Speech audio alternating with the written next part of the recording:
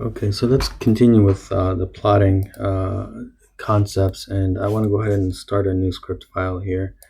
And I want to talk about plotting not necessarily just on linear scale, but also having the option in MATLAB to plot in logarithmic scale. And the nice thing with MATLAB is it has built-in functions, like in most cases, where we can change the scales in the y-axis, x-axis, alone, or both scales to make them logarithmic scales. And this will be applicable in specific situations in your career. So let me go ahead and I'll call this class notes 3, just some random, and then I'm going to talk about log plotting. Okay, so let me go ahead and define an x variable 0 to 50 in increments of 0.5. And then I'm going to define a y function, which is going to be 5 times x to the power 2. Okay, so 5x squared. And now what I'm going to do is I'm going to use the subplotting that we discussed last time. Again, if you're using a newer version of MATLAB, they've essentially replaced it. You can use it using tiled layout. The version I'm using doesn't have that function available to me in the libraries, but 2019B and up, you should have access to tiled layout. So that's tiled layout, something like that. Okay, so consider looking into that. It's essentially the same thing as the subfunction plots or subplot functions. So I'm going to go ahead and use subplots instead. So subplot, and I'm saying 2 rows, 2 columns, okay, location 1, and I'm going to do plot, just a standard plot, x versus y, and then I'm going to give a title, and I'm going to call this polynomial, and it's going to be linear. Okay, so I'm plotting a linear plot on both x and y axes, and then I'm going to say y label, and I'm just going to call this y, and then I'm going to say grid. Okay, I'm going to exclude the x label at this point, and I'll show you why I'm doing that here in a second. Then I'm going to do another subplot, because now I said I have 2 by 2, so it's 2 rows, 2 columns. So we're going to have 2 times 2, 4 plots in here. So I'm going to do subplot, make sure I type this properly, and it's going to be 2 rows, 2 columns, again the same thing, but now location 2.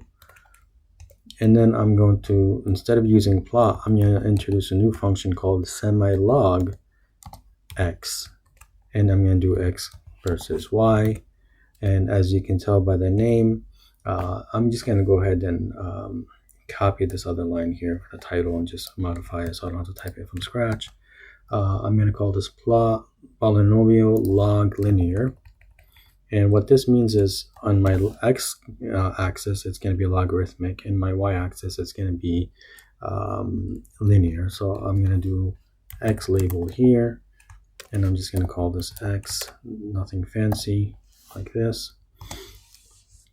And then grid, and you can do grid on or grid minor, whatever. We can modify this as we go forward. I'm just going to go ahead and copy these 3 lines and just modify them. And next, I'm going to do subplot, but now 2 to 3, location 3, and instead of semilog x, I'm going to do semilog y, and that's going to be linear log is the title.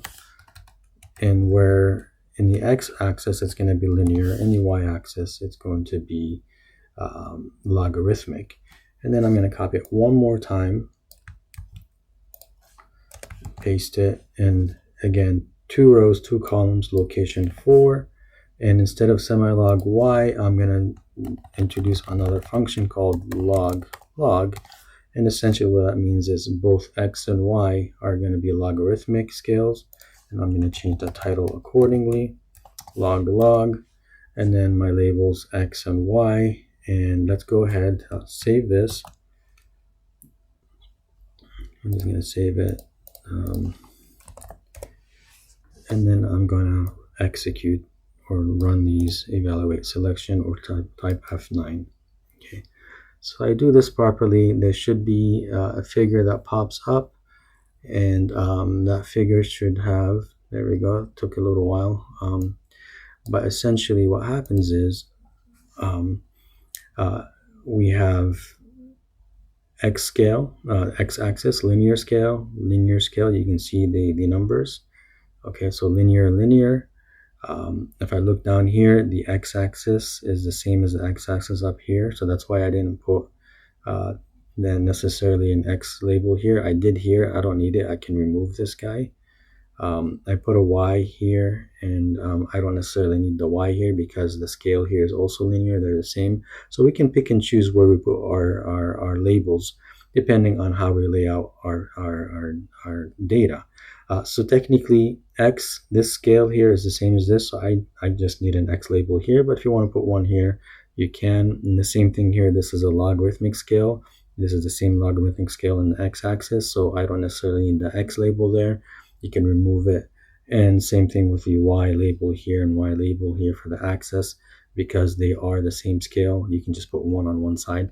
Again, it comes down to preference and how you want your data to look. But essentially, this first plot here, which is subplot 221, is linear, which is plot XY. The second one is going to be subplot 222.